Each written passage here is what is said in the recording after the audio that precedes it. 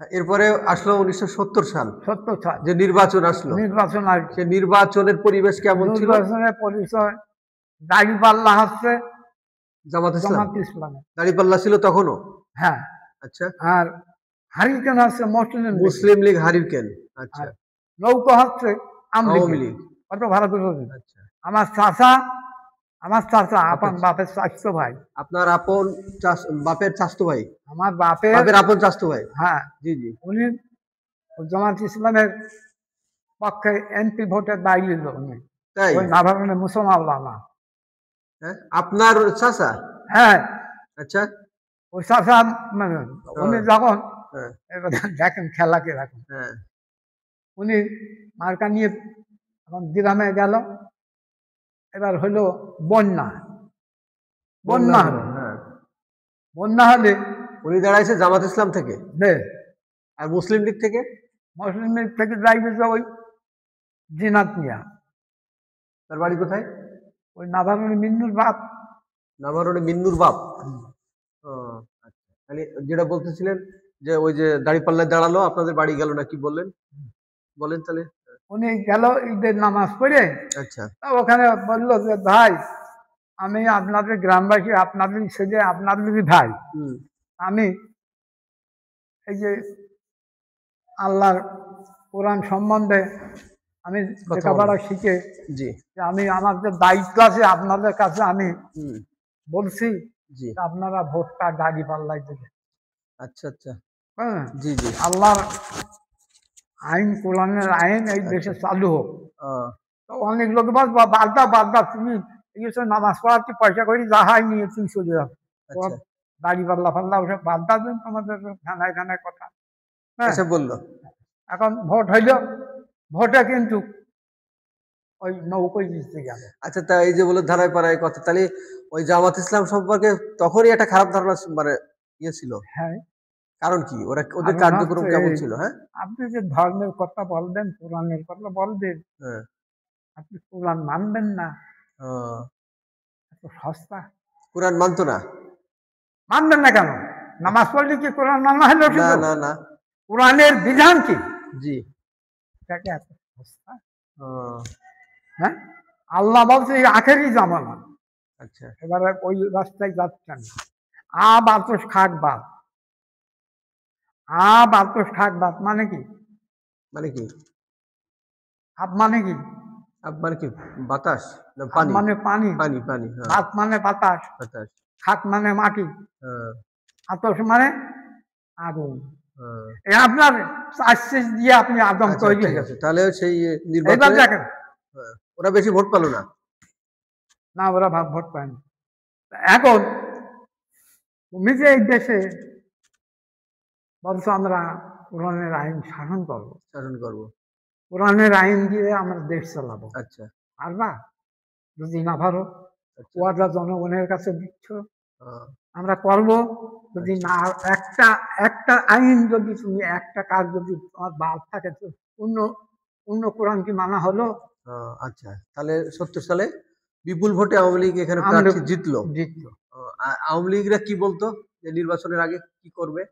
হ্যাঁ, আমরা কিন্তু অন্য কিছু না, হ্যাঁ? আমলিগের কথা হচ্ছে যে কি কথা ছিল? আমাদের এই দেশের চাকরি বাকরি এগুলো মানে এই দেশের সম্পদ ওই দেশে নিয়ে যায়, ওই দেশ থেকে ছিনিয়ে আসতে 6 মাস লাগে, মানে এইরকম ধরনের কথা। আমাদের বাঙালিদের অধিকার দেয় না। জি জি। তাই ওই 6 দফা আন্দোলন যে করলো, 6 দফার যে একটা দাবি রেখে বঙ্গবন্ধু ভাষণ দিয়ে শেষবারের মতো চলে গেল, 7ই মার্চের ভাষণ।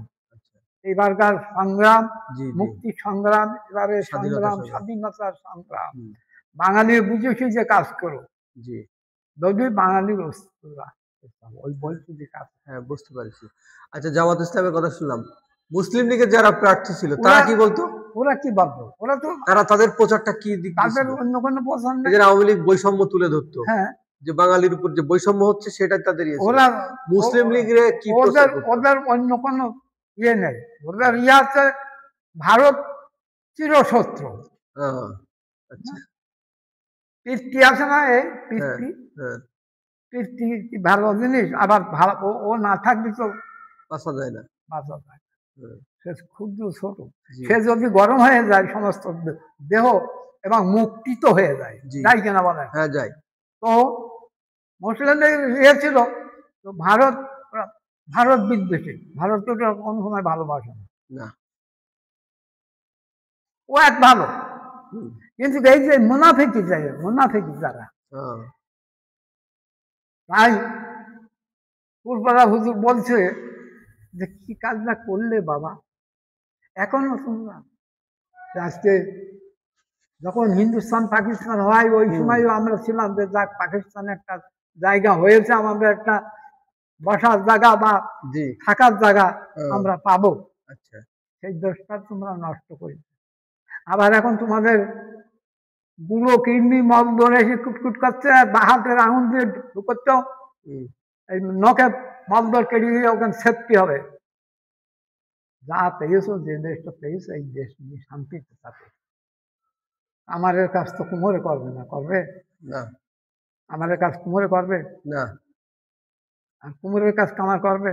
না করলি বিপদ আছে। হুম, আজকে আল্লাহ পাক সে ঈসা আলাইহিস সালামকে তুলে রেখেছে সশরীরে, ঠিক? হ্যাঁ হ্যাঁ আর বুঝেছি। নবী আর আসবে না, হুম, ইমাম মেহদি আসবে। হ্যাঁ বুঝতে পারছি। তাহলে তোমরা তোমরা এখন যে কোরআন আছে, তুমি হ্যাঁ, নিজে বাঁচো, তাহলে নিজে ৭০ বাঁচো। সালের নির্বাচনের কথা আপনার মনে আছে তো? হ্যাঁ, তখন কি আপনি ওই নির্বাচনের সাথে করে বেড়াতেন, নির্বাচনের প্রচার নাকি এরকম কোনো? তখন তো প্রচার করা লাগবে না, হ্যাঁ, এমনি মানুষ এমনি এখন মানে যেখানে জামাত ইসলাম যাই না, হ্যাঁ। এই ওখানে যাই না। আচ্ছা ওই যে জামাত ইসলামী যিনি প্রার্থী ছিলেন, হ্যাঁ, তিনি কি পরে রাজাকারের কমিটিতে ছিলেন এরকম কোনো ইয়ে আছে? আপনার চাচা বললেন কারোর পরে শুনি অত্যাচার করেনি, তবে কমিটি তার থাকতে কমিটিতে থাকতে হয়েছে। থাকতে হবে। হ্যাঁ, তা তারা কারণ অত্যাচার এই করেনি। এই ৭৭ যখন মুক্তিযুদ্ধ হয়েছে, হুম, যখন আইসে আমরা এখানে উঠেছি, হুম, তখন এই যে ওই যে কাজ বললো না, মাস্টার সাহেব বললো না যে আমরা এই গাড়ি, মানে রেশন টেশন এসব আমরা ওই পিস কমিটির মালগুলো আমরা নিয়ে আবার আমলিগের দ্বারা ইয়ে ছিল তাদের কাছে জমা দিয়েছি না। তা এটা একটু বলেন তো, তো যে পিস কমিটি মালামাল পাইতো সরকার থেকে? মালামাল, মালামাল লুট করা মাল, লুট করা মাল লুট করা মাল। ওই বিভিন্ন মানুষের বাড়ি থেকে হ্যাঁ, ওরা লুট করতো? যারা ভারতে চলে গেছে, চলে গেছে? আমলিগ করে, ও জি জি হ্যাঁ, ধরো আমলিগের ফ্যামিলি আছে, ফ্যামিলি আছে, তাদের গরু আছে, ছাগল আছে না, ছাগল আছে, হ্যাঁ তা দেখা গেল সেই সবগুলো নিয়ে ওরা ইয়ে করতো। আবার ওই ভিতর থেকে আচ্ছা মানুষ রাত্রির অন্ধকারে আর হুম, বিমানে এই ছেলেপিলে নিয়ে গরু বাছুর নিয়ে ভারতে চলে যাচ্ছে, ভারত আছে। ওইগুলো রেখে দিত, ওইগুলো হচ্ছে লুটের মাল, হ্যাঁ হ্যাঁ ওইগুলো লুটের মাল, লুটের মাল ওইগুলো ওদের এক জায়গায় জমা থাকতো। এইগুলা ওদের ওই যে রাজাকার আলবদর বলে না, জি ও ওই রাজাকাররা ওরাও কিন্তু সৈনিক, সৈনিক হ্যাঁ ওদের খাওয়া দাওয়ার ব্যবস্থা করে। হ্যাঁ ওদের খাওয়া ওই দাওয়া একটা গরু জয় করলে খালে হ্যাঁ, চাই নাই লাগবে না। হ্যাঁ, এইগুলো এইসবগুলো তো এই জন্য বলছি যে সহজ না, হুম, অথচে তোর ডাকে কেউ না আসে, তুই একলা চলবে। হুম, এই ১৩০ জন, ওই বইটি লিখা আছে ১৩০ জন আমরা মুজাহিদ হুম। আনসার দিয়ে আমরা ওই যুদ্ধে ফার্স্টে। না তো ওই যে বলছিলেন যে ওই ওরা ওই যে লুটপাট করে ওইগুলো খাওয়া দাওয়া করতো, হ্যাঁ, পরে ওইগুলো মুক্তিযোদ্ধারা কি ওইগুলো কি ওইগুলো নিয়ে এসে, এগুলো এর কিভাবে একটা নিত? ফান্ড আছে, আমলিগের ফান্ড, যারা প্রতিনিধি ছিল তাদের, ওইগুলো কি ওদের কাছ থেকে কেড়ে নিয়ে আসতো ওরা তো মুক্তিযোদ্ধা? ফেলেছে, দৌড় মেরেছে। ফেলেতে দৌড় মারিছে, হ্যাঁ, হ্যাঁ আচ্ছা ওগুলো তখন আমরা তো ব্যক্তিগত কেউ স্বার্থ না করতে না পারি না, না। হ্যাঁ, তখন এগুলো নিজে আমরা ওই আমদিকে যারা যশোরের তৈবার রহমান সর্দার, জি ওনার মামু ছিল, ওনার মামা মামুনা ভাগ্নে, মুনতাজ সর্দার সেক্রেটারি, হুম, আমদিকের সেক্রেটারি, আচ্ছা হুম, ওনার অফিসে আমরা সব জমা দিয়েছিলাম। আমরা কি করব? মুক্তিযুদ্ধের সময় তাই তো? হ্যাঁ, হুম, এবং আমরা গ্রামে গ্রামে বেরিয়ে গেলাম, গ্রামে গ্রাম বেরিয়ে গেলাম, ২ জন ৩ জন করে এক এক গ্রাম।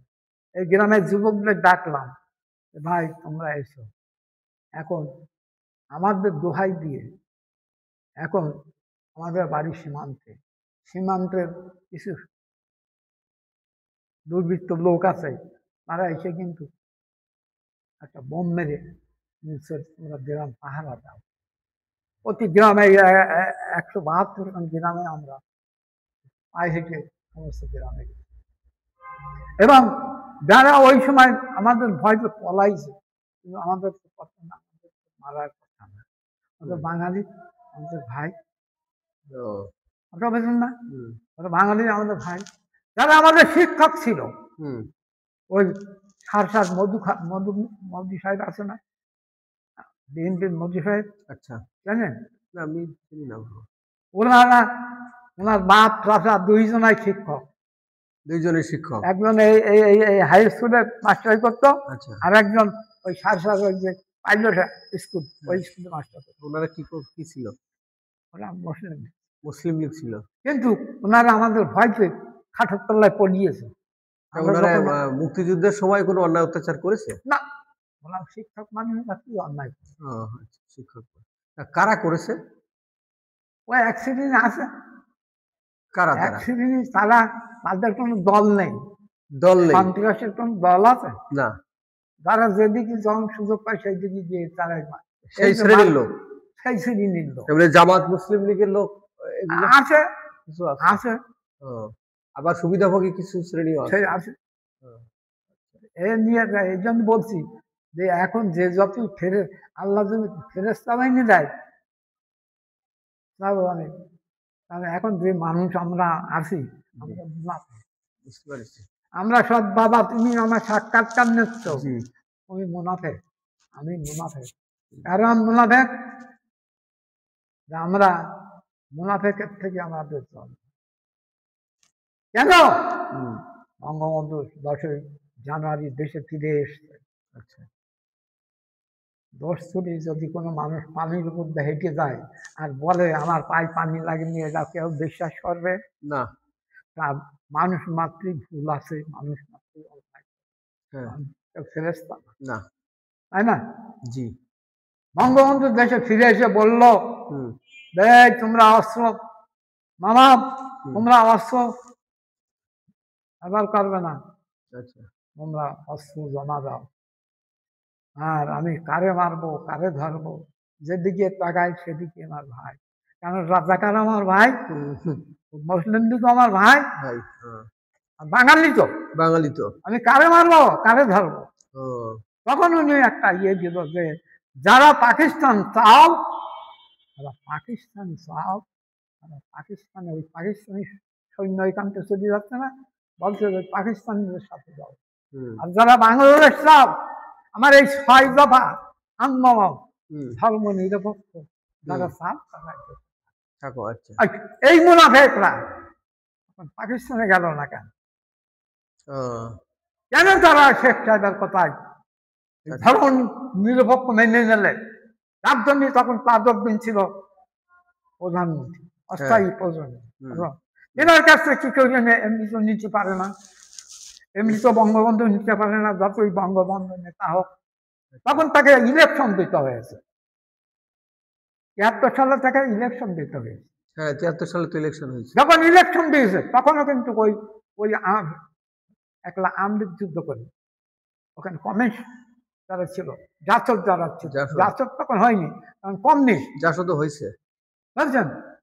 মুজফফর ন্যাপ, ভাসানী ন্যাপ, এরা ছেড়ে দিতে ওই যুদ্ধে গেছে। কথা ভালো করবে। আচ্ছা, এখন যখন ওরা তখন প্রতীক হইল, এখন এই যে বঙ্গবন্ধুর ভোট দিলে কারা, এই যে মুনাফেক, তারা বললে আমরা ধর্ম পাকিস্তানে গেল না, ধর্ম নিরপেক্ষ মেনে নিলে। পরবর্তীতে তারা এখন বলছে ধর্ম নিরপেক্ষ আর কি, আল্লাহর আইন কায়েম করছে। আল্লাহর লোক খুঁজে পাচ্ছে না, আল্লাহর লোক খুঁজে পাচ্ছে না। আল্লাহ খেলা করতে ইচ্ছা, আল্লাহ তুলে রেখেছে, ইমাম মেহদির এখানে পাঠাবে, ইসলামের খের পৃথিবীতে ওই লোকই বানাবে। যেমন হুজুর পাক ইসলাম তৈরি করে তার তৈরি শিখেছে, আল্লাহ কোরআন শেষ আয়াতে গেছে কুল আউযু বিরাব্বিন নাস, এই নাস সূরা শেষ, আর আল্লাহর আসবে না, আল্লাহর বাণী আর আসবে না, এই নিয়ে তোমরা নাড়াচাড়া করো এবং তুমি নিজেকে বাঁচো। তুমি নিজে বাঁচো, তারপর তোমার ভাইকে বাঁচো, তোমার পরিবারকে বাঁচাও, তুমি নিজে বাঁচতে পারছো না, তুমি ওদের বাঁচাটা কি করবে? জি। হ্যাঁ, আচ্ছা ঠিক আছে।